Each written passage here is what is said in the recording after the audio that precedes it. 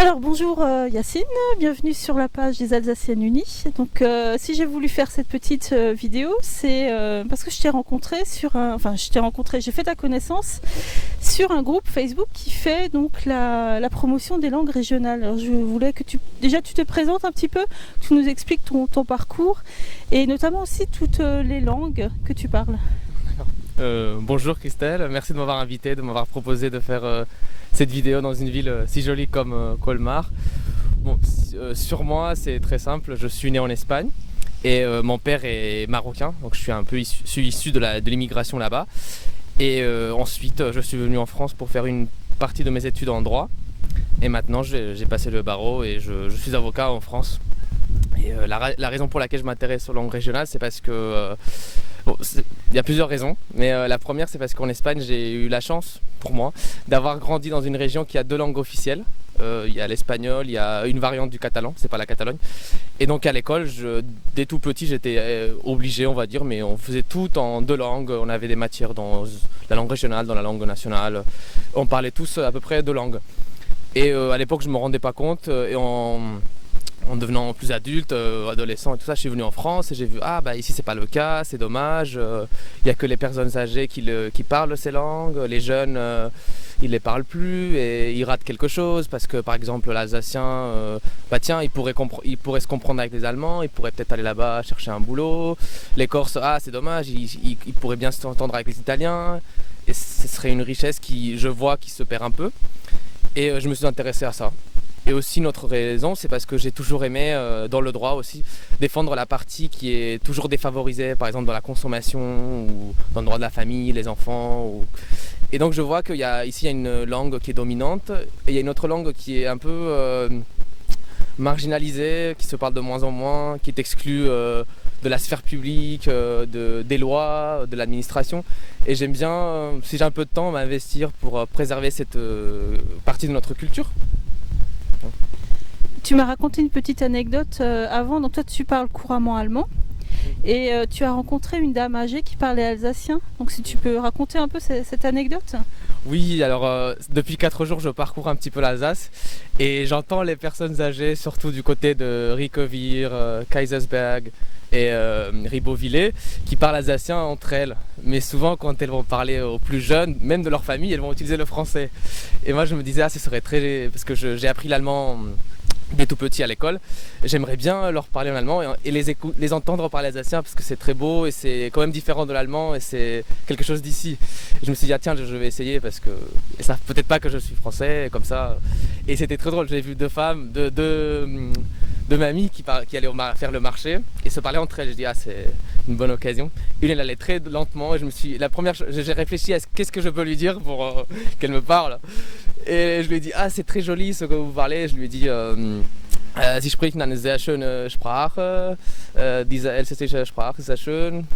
Et elle m'a répondu mais merci, oui je parle ça et c'est vrai, moi j'aime bien parler cette langue et tout, avec son petit accent mais en alsacien. Et je lui ai demandé après est-ce que vos enfants ils le parlent encore et tout. Il me dit oui, moi j'ai toujours parlé avec mes enfants en alsacien et on voyait qu'elle était toute fière parce qu'elle me disait oui mais moi je peux même lire les journaux allemands et je regarde la télé et tout sans problème, et le français aussi. Et après j'en ai vos petits enfants, elle m'a dit eux pas beaucoup parce qu'à l'école ils font tout en français et tout, mais bon ça se voyait que la langue se parlait un peu dans chaque génération un peu moins, mais elle en tout cas elle était très fière, elle était très âgée aussi bon. D'après toi, qu'est-ce qui pourrait donner envie aux jeunes Alsaciens qui sont originaires historiquement de la région et aux Alsaciens dont les parents sont venus d'ailleurs ou sont même nés, sont nés en Alsace la génération précédente? Qu'est-ce qui pourrait leur donner envie d'apprendre la langue régionale? Alors il faut faire plusieurs choses, il faut agir dans plusieurs domaines selon moi. Il faut créer une mentalité, une envie d'agir au plan local, c'est-à-dire comme on a appris à manger local, à s'intéresser, à préserver ce qui nous entoure, il faut aussi s'intéresser à cette partie de notre culture. Et pour répondre à ta question plus précisément, qu'est-ce qui pourrait leur motiver? Il y a d'abord le fait que, il ne faut pas le nier, mais vous avez la chance d'habiter à côté de l'Allemagne. C'est une région très riche, c'est une région avec plein d'opportunités. Et vous avez la chance d'habiter entre deux zones culturelles germaniques, latines. Et si les jeunes s'intéressaient plus à l'alsacien, ils pourraient accéder à toute cette partie de l'Europe. Et il ne faut pas l'oublier, l'allemand c'est la langue la plus parlée comme, en tant que langue maternelle dans l'UE, parce qu'en Europe c'est le russe. Et je pense que si ils sont conscients qu'ils peuvent avoir accès à tous ces beaux pays, à tous ces gens, il y a des opportunités économiques, il y a beaucoup d'emplois, il y a beaucoup de choses à découvrir là-bas.